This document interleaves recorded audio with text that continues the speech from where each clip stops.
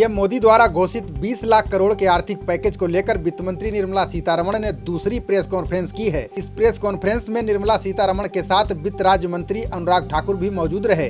निर्मला सीतारमण ने कहा कि आर्थिक प्रोत्साहन पैकेज की दूसरी किस्त में प्रवासी मजदूरों, फेरी वालों और छोटे किसानों को लाभ मिलेगा। विभिन्न राज्यों में मौजूद प्रवासियों को राज्य कार्ड धारक नहीं है, उनको 2 माह तक 5 किलोग्राम अनाज प्रति व्यक्ति और 1 किलोग्राम चना प्रति परिवार उपलब्ध कराया जाएगा। इस योजना में 3,500 करोड़ रुपए खर्च होंगे। इस खर्च का पूरा वहन केंद्र सरकार करेगी। अब आप देश के किसी भी शहर में हो, अपने राशन कार्ड का इस्तेमाल कर सकते हैं। 23 राज्यों में मौजूद 67 करोड़ राशन कार्ड धारक अगस्त 2020 तक नेशनल पोर्टेबिलिटी के तहत आ जाएंगे। प्रधानमंत्री आवास योजना के तहत प्रवासियों को सस्ती कीमतों पर किराए के घर मुहैया कराए जाएंगे। वित्त मंत्री ने 50 लाख रेहड़ी पटरी वालों के लिए बड़ा ऐलान किया है। वित्त मंत्री ने कहा कि 3 करोड़ छोटे और सीमांत किसानों के लिए मोदी सरकार 30,000 करोड़ की अतिरिक्त सुविधा लेकर आई है। नाबार्ड जो 90,000 करोड़ रुपए देता है, ये उसके अतिरिक्त है। ये state cooperative bank, district cooperative bank आदि के माध्यम से राज्यों को दिया जाएगा। इस पैकेज में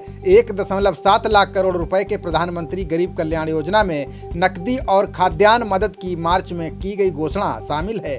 इसके साथ ही इस पैकेज में रिजर्व बैंक द्वारा जारी किए गए 5.6 लाख करोड़ रुपए के विभिन्न उपाय भी शामिल हैं। वित्त मंत्री निर्मला सीतारमण ने कहा कि 3 करोड़ किसान पहले ही सस्ती ब्याज दर पर 4 लाख करोड़ रुपए का कर्ज उठा चुके हैं। सरकार गांव, गरीब और किसानों की मदद कर रही है। किसानों ने 4 लाख करोड़ रुपए का लोन लिया है। इसके लिए एक विशेष अभियान चलाया जाएगा। किसानों को सस्ते में कर्ज मिलेगा। इसके तहत किसानों के अलावा मछुआरों और पशुपालकों को भी इसका लाभ मिलेगा और उनकी आय के साधन बढ़ेंगे। इंटरेस्ट सबवेंशन स्कीम को बढ़ाकर 31 मई तक किया गया है।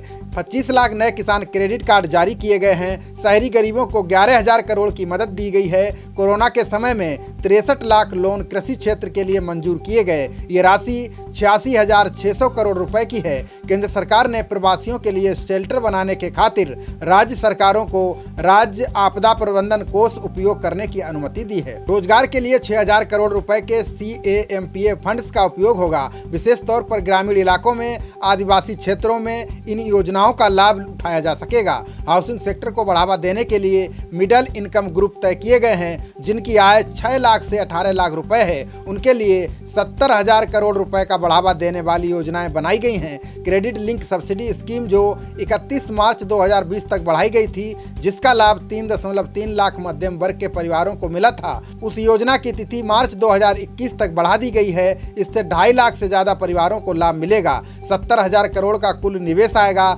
जिससे रियल एस्टेट से जुड़े सेक्टर्स, स्टील, सीमेंट आदि को भी बढ़ावा मिलेगा और लाखों लोगों को मजदूरी के अवसर मिलेंगे।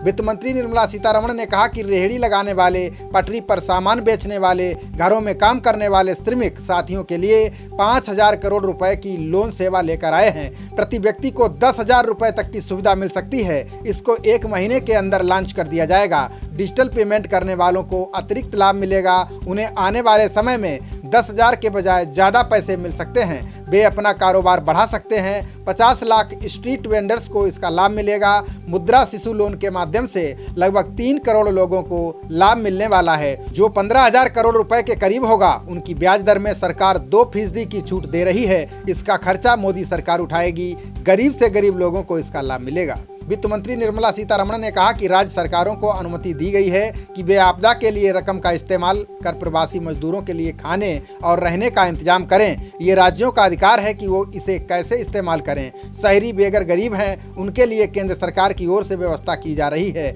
इसके लिए 11,000 करोड़ रुपए दिए गए हैं। एक दिन में शेल्टर होम्स के प्रति व्यक्ति के लिए 3 मील्स दी गई हैं। साथ ही 2 महीने में 7200 नए SHG शुरू किए गए हैं। सीतारमण ने कहा कि प्रवासी मजदूर और शहरी गरीबों को कम कीमत पर रहने की सुविधा मिल पाए, इस बड़ी योजना का संकल्प लेकर प्रधानमंत्री जी आए हैं। प्रधानमंत्री आवास योजना के अंतर्गत कम कीमत वाले किराए के घर आने वाले समय में भी मिलेंगे। सरकार मौजूदा बने हुए घरों को भी इसमें शामिल करेगी। इसके लिए सरकार उद्योगपतियों और राज्य सरकारों को प्रेरित करेगी, जिससे वे अपने राज्य में काम करने वाले मजदूरों के लिए रहने की व्यवस्था बनाएं। 2 करोड़ 33 लाख मजदूरों को मनरेगा के तहत काम मिल चुका है। मनरेगा की दिहाड़ी 182 से बढ़ाकर 202 रुपए की गई है।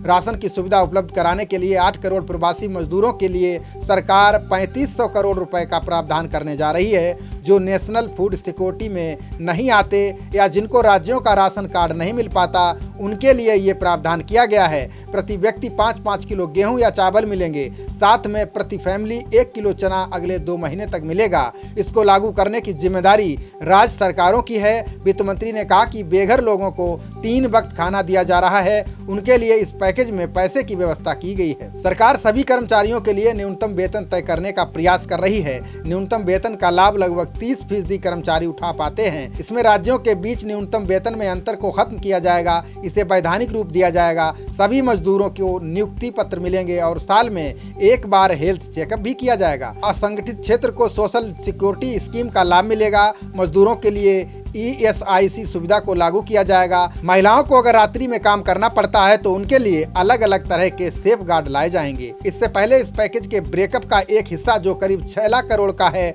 उसकी जानकारी दी जा चुकी है। वित्त मंत्री ने पहले चरण में बुधवार को राहत की डिटेल पेश की थी। इसमें income tax return, EPF, realty, छोटे और मझोले उद्योगों आदि को कैसे और कितनी राहत दी जाए, इसकी जानकारी दी गई। MSME यानी सूक्ष्म लघु एवं मध्यम उद्योग की परिभाषा बदल दी गई है। इसमें निवेश की लिमिट में बदलाव किया गया है।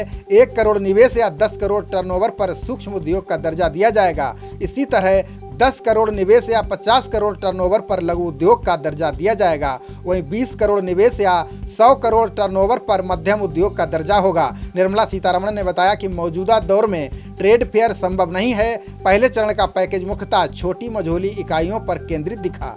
इसमें MSME क्षेत्र के लिए बिना गारंटी के 3 लाख करोड़ रुपए के लोन का प्रावधान किया गया है। इनको बिना गारंटी लोन मिलेगा। इसकी समय सीमा 4 साल की होगी। 1 साल तक कोई भी वापसी नहीं करनी होगी। वित्त मंत्री ने ढांचागत और आवास क्षेत्र की परियोजनाओं को पूरा करने के लिए ठेकेदारों और डेवलपर को बिना हर्जाने के 6 माह का अतिरिक्त समय देने का ऐलान किया। TDS और TCS कटौती की दर में 1/4 कमी करने का भी ऐलान किया। आयकर रिटर्न जमा करने का समय नवंबर तक बढ़ाया गया है। EPFO अंशदान में सहूलियत की घोषणा की गई है। 15,000 से कम वेतन पाने वाले मजदूरों का 3 महीने का PF सरकार जमा करेगी। इस उपायों से नकदी का प्रवाह बढ़ने और कारोबार में आसानी की उम्मीद है। गैर बैंकिंग वित्तीय कंपनियों, NBFC और आवास वित्त कंपनियों HFC को भी राहत दी गई है। डिस्कॉम यानी बिजली वितरण कंपनियों की मदद के लिए इमरजेंसी लिक्विडिटी 90,000 करोड़ रुपए दी जाएगी। खबरों का सिलसिला जारी रहेगा। देखते रहिए जनप्रवाद। नमस्कार।